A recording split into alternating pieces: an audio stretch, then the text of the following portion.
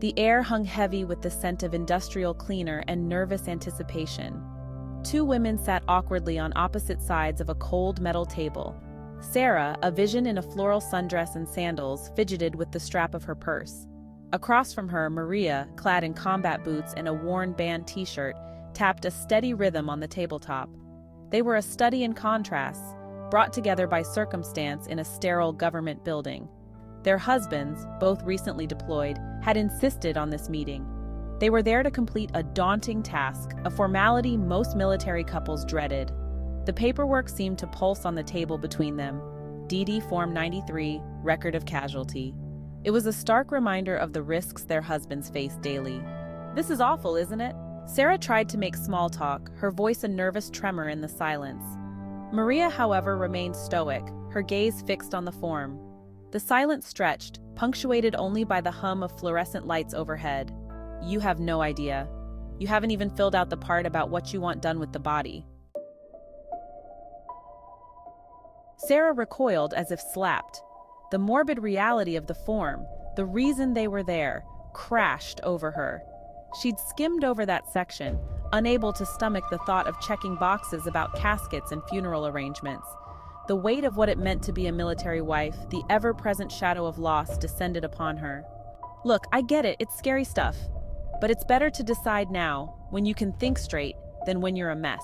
Sarah nodded mutely, her throat tight. Maria's bluntness, initially off-putting, now felt strangely comforting. Here was someone who understood the unspoken fears, the constant worry that gnawed at a military wife's soul. They spent the next hour navigating the grim document, their initial awkwardness giving way to a shared sense of purpose. They talked about their husbands, their fears, their hopes for the future. Sarah learned that Maria was a seasoned military spouse, her husband a career soldier. This deployment was their fourth. As they reached the final page, a wave of dizziness washed over Sarah. I can't even think about it." Maria watched Sarah, her expression unreadable. Then in a voice barely above a whisper, she shared a secret, a plan so shocking it stole Sarah's breath away. "If anything happens to Michael, don't let them bury him until I get there. I don't care where I am, what I'm doing, promise me you'll bring me to him." Sarah stared at Maria, stunned. The rawness of her plea, the depth of her love for her husband, resonated deeply within her. In that moment, a silent pact was formed. They were strangers, thrown together by fate, yet bound by a shared understanding that transcended words. As they left the building, the setting sun casting long shadows across the parking lot, Sarah felt a shift within herself. The fear was still there, a constant companion, but it was tempered by a newfound sense of camaraderie. She had found an ally in the most unexpected of places, a fellow traveler on the unpredictable journey of military life. Over the next few weeks, their paths crossed often. They bumped into each other at the commissary, their carts piled high with groceries. They found themselves side by side at base events, their forced smiles masking the worry in their hearts. Each encounter chipped away at the wall of reserve, forging a connection that deepened with each shared experience. Time marched on, marked by the agonizing rhythm of deployments. Sarah and Maria navigated the challenges of military life together, their bond solidifying with each passing month. We became each other's confidants, our sounding boards, our rocks in a sea of uncertainty. We celebrated milestones together, birthdays, promotions, the arrival of long-awaited letters from the war front. They shared the mundane details of their lives, finding solace in the normalcy of grocery shopping, carpools, and school plays. They learned to decode cryptic emails from their husbands, deciphering hidden messages of love and longing. Through it all, my strength never wavered. I was a whirlwind of energy, balancing my job as an ER nurse with the demands of solo parenting.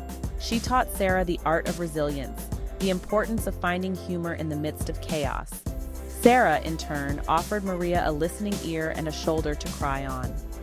I discovered a hidden vulnerability beneath Maria's tough exterior, a deep well of love for her husband and children. They were two sides of the same coin, their differences complementing each other perfectly. Holidays were bittersweet affairs, filled with a mixture of joy and aching absence. Sarah and Maria made it a tradition to spend them together, creating new memories for their families while their husbands were away. We decorated our homes with festive cheer, our laughter echoing through the empty rooms. They faced hardships together, too. There were sleepless nights worrying about their husbands, frantic phone calls when communication lines went down, tears shed over news reports of casualties.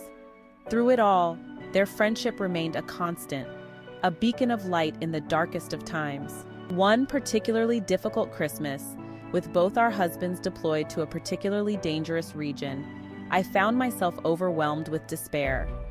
The thought of facing the holidays without my husband, the empty chair at the dinner table, was more than I could bear. Maria, sensing Sarah's distress, arrived at her doorstep with an armful of decorations and a mischievous glint in her eye. "We're going to have so much fun," she declared, her voice filled with forced cheer. "We'll bake cookies, decorate the house, and watch cheesy holiday movies until we pass out from sugar overload." And so, they faced the holidays together, finding strength in their shared moments and the unbreakable bond of their friendship.